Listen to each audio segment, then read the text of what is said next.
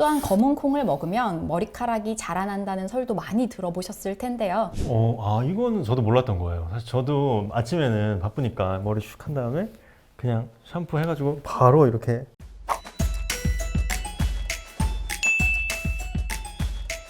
안녕하세요. 피부 튼튼의 피부과 전문의 김종식 고혜림입니다.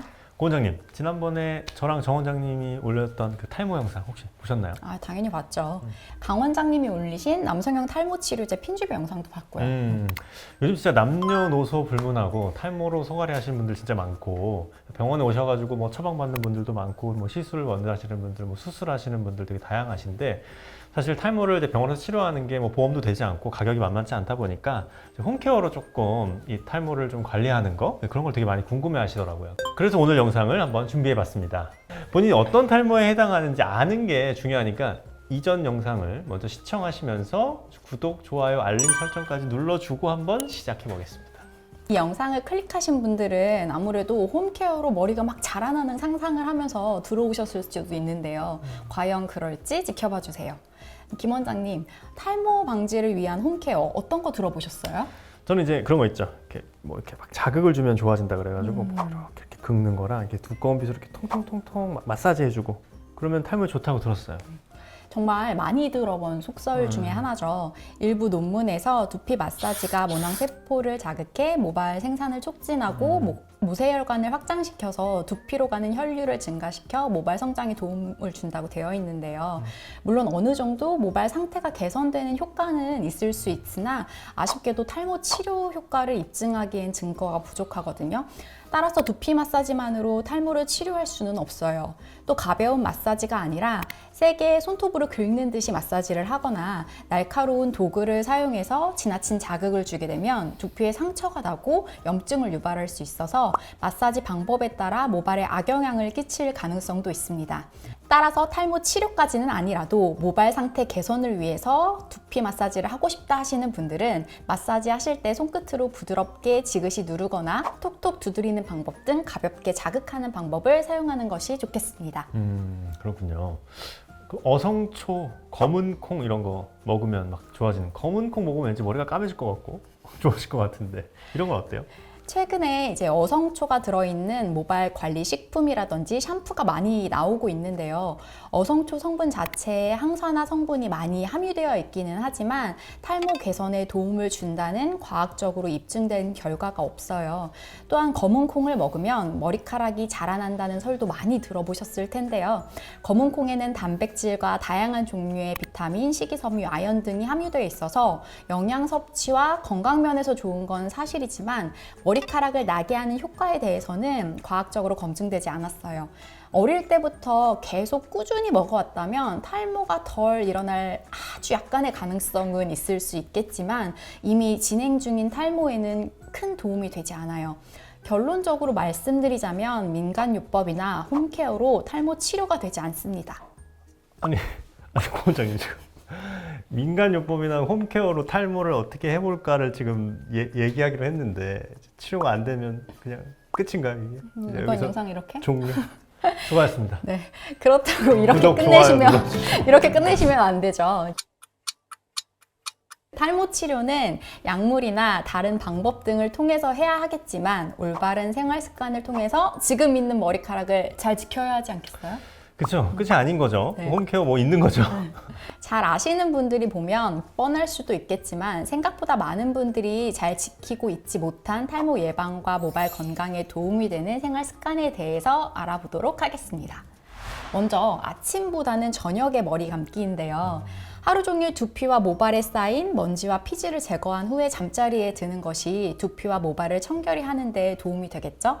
특히 지금 저처럼 헤어 스프레이나 헤어 젤 같은 제품을 사용했다면 화학 성분이 머리카락에 오래 달라붙어 있지 못하도록 자기 전에 반드시 머리를 감아서 씻어내야 합니다. 다음으로 이제 올바른 머리 감기 방법에 대해서 알려드릴 건데요. 김 원장님은 미용실에서 머리 감겨줄 때 어떻게 하는지 한번 떠올려 보시겠어요? 뭐 한 달에 2번씩 맨날 가니까 딱 누우면 이렇게 딱 누워요. 그러면은 물 온도 괜찮으세요? 이렇게 물어보시더라고요. 그럼 네 괜찮습니다. 체크하고 그다음에 딱 이렇게 거품이 마지막에 어디 더 헹구고 싶은데 없으세요? 그러면 네 없어요. 하면 딱 일어나서 끝. 아닌가요? 이제 물론 특별한 건 없어요. 근데 이제 잘 생각해 보면 거기에 중요한 게 사실 다 들어가 있거든요.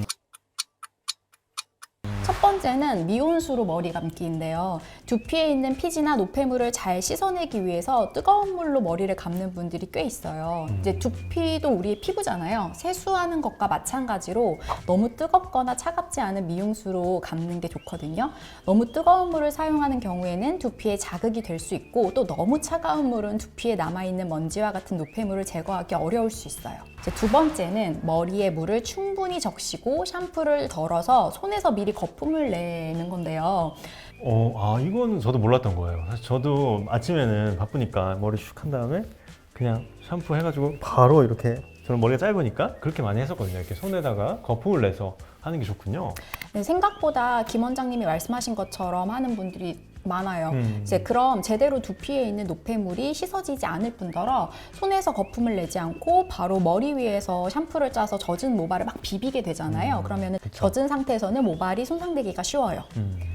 네, 세 번째는 손가락 끝을 사용해서 부드럽게 문지르고 샴푸 잔여물이 남지 않도록 구석구석 충분히 헹궈주시는 건데요. 맞아요. 손톱으로 막 이렇게 벅벅 긁듯이 시원하니까 그런 분들 많으신데, 저도 항상 손톱 말고 손가락으로 이렇게 하라고 말씀드리는데. 네, 손톱을 사용하면 두피에 손상을 줄 수 있어요. 그래서 손톱보다는 손가락 끝을 사용해서 부드럽게 두피와 머리카락을 마사지하듯이 문지르는 것이 좋고, 충분히 거품이 생겼다면 샴푸 성분이 두피에 남아있지 않도록 아주 깨끗하게 헹궈줍니다.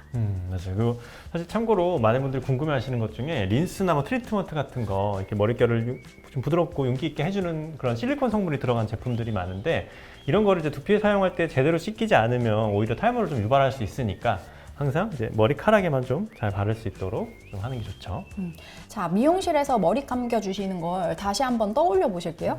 머리 감겨주시는 분이 본인 손의 물 온도 체크해서 너무 뜨거운지 확인을 하시고 이제 미지근한 정도의 물로 두피에 물을 충분히 적신 뒤에 본인 손에서 이렇게 거품 내가지고 이렇게 감겨주시잖아요. 맞아요. 그럴 경우 이제 거품도 되게 많이 나고요. 그리고 이제 아프게 박박 감는 게 아니라 손끝으로 이렇게 지그시 눌러가면서 맞아요. 마사지 해가면서 마사지도 머리를 해주시고. 감겨주시잖아요. 네, 그리고 맞아요. 마지막에 덜 헹궈진 곳 없는지 이렇게 꼼꼼하게 잘 헹궈주는 것까지 체크를 하세요. 그래서 집에서도 매일 그렇게 감으셔야 합니다. 사실 저도 미용실 맨날 가는데 아무 생각 없이 그냥 누워만 있었는데, 생각해보니까 진짜 그러네요. 자, 다음으로 머리를 감았으니 이제 말려야 될 거 아니에요. 그래서 머리 말리기의 포인트는 뜨거운 바람 대신에 미지근한 바람으로 두피까지 충분히 말려주는 건데요.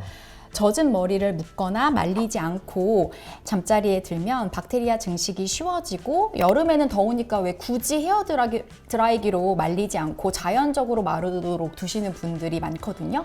그러면 습하고 높은 온도에 오랫동안 노출된 모발이 자연 건조하는 과정에서 먼지와 뒤엉킬 가능성이 높아집니다.